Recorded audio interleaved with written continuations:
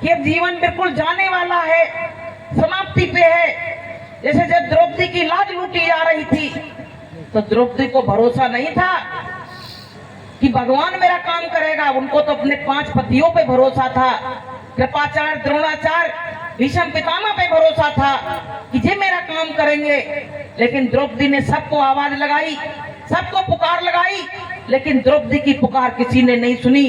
पर द्रौपदी ने फिर जब दीनानाथ कहा तो भगवान उनकी साड़ी में ही प्रकट हो गए कि कहाँ जा छिपे हो प्यारे कन्हैया, कहाँ जा छिपे हो प्यारे कन्हैया, यहाँ लाज मेरी लुटी जा रही है, यहाँ लाज मेरी लुटी जा रही है। ये बात जैसे कही तो परमात्मा प्रकट हो गया, साड़ी को बढ़ाता गया और द्रौपदी की लाज लुटने से बच गई।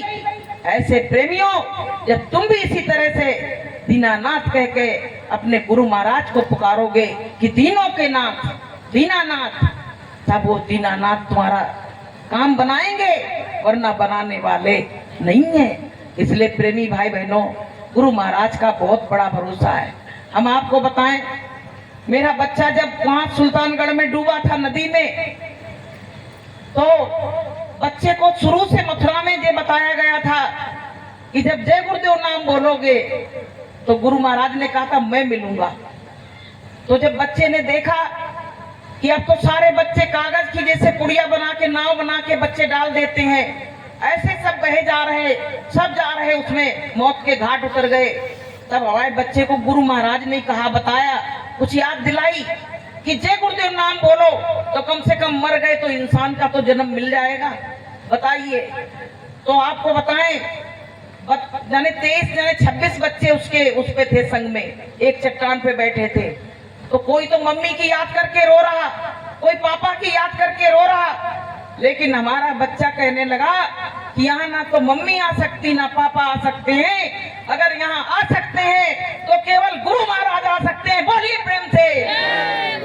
तो प्रेमियों जब रोने लगा, आवाज लगाई गुरु महाराज को, तो वहां प्रशासन बैठा रहा। प्रशासन कह रहा सुबह देखेंगे, कि सुबह जो होगा देखेंगे, रात में अब कोई नहीं कुछ करेगा। लेकिन प्रेमियों, 80 साल का व्यक्ति आया रात में 12 बजे, कहने लगा तुम लोग बैठे बैठे तमाशा देख रहे हो, ये सारे बच्चे डूब जाएंगे, क्या कर रहे हो? तो प्रेमियों, उस व्यक्ति ने ना इधर देखा ना उधर देखा, जाके नदी में कूद पड़ा। जब वो नदी में कूदा तो लोग कहने लगे कि तुम ये क्या कर रहे हो, सब लोग बैठे हो, बूढ़ा व्यक्ति नदी में कूद गया। तो गांव के 5 लोग और उसमें कूदे। तो प्रेमियों, जब वो कूद पड़ा तो गांव वालों ने रस्सी बांध के सारे बच्चों को निकाला। हमारा जो बच्चा था सबसे आखिरी में निकाला गया। कहते नहीं है कि एक पापी अगर नाव में बैठ जाए तो नाव डूब जाती है, और एक पुण्य धर्मी अगर नाव में बैठ जाए तो सारी नाव पार हो जाती है। प्रेमियों, तो बताइए, 12 बजे रात में किसी की हिम्मत है नदी में कूदने की? कोई कूद सकता प्रेमियों? लेकिन वो कौन था? गुरु महाराज ने कही थी कि जहां तुम पुकारोगे वहां मैं आ जाऊंगा। तो सामने प्रमाण दिखा दिया गुरु महाराज ने। गुरु महाराज स्वयं आए और सारे बच्चों की जान बचा ली। बोलिए प्रेम से। तो प्रेमियों, एक बात हो तो कही जाए, उनके हजारों उपकार हैं। जब भी मुसीबत आए, परेशानी आए, गुरु महाराज का नाम लो और गुरु महाराज तुरंत उस काम को बना देते।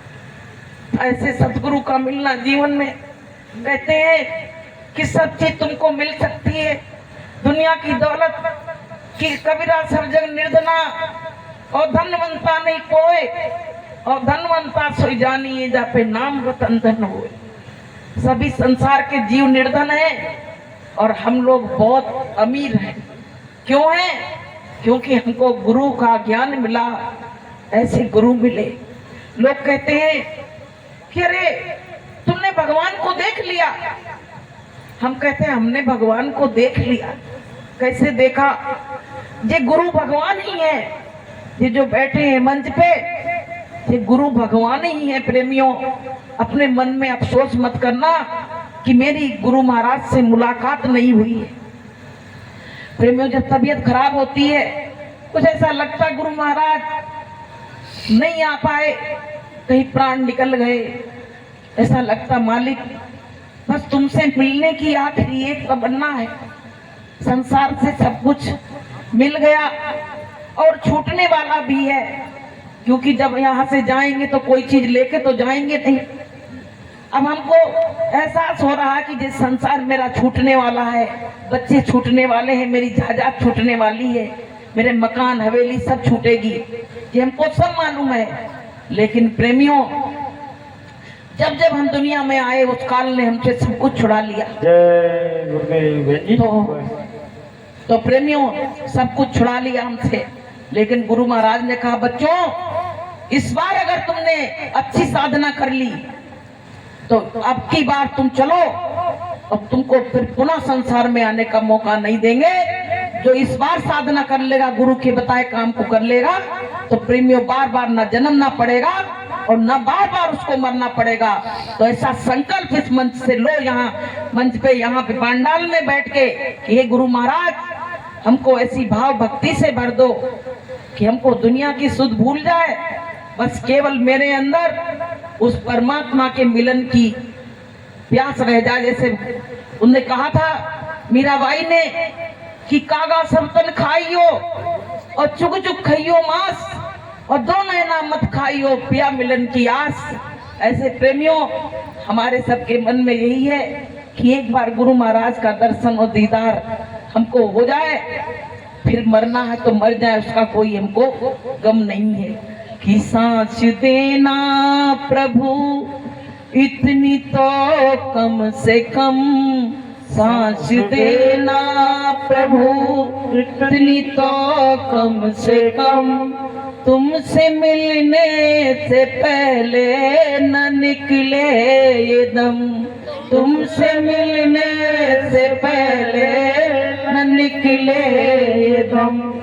जितनी सेवा तेरी करनी थी ना करी, मुंह दिखाने की मैं तुमको काबिल नहीं, मुंह दिखाने की मैं तुमको काबिल नहीं।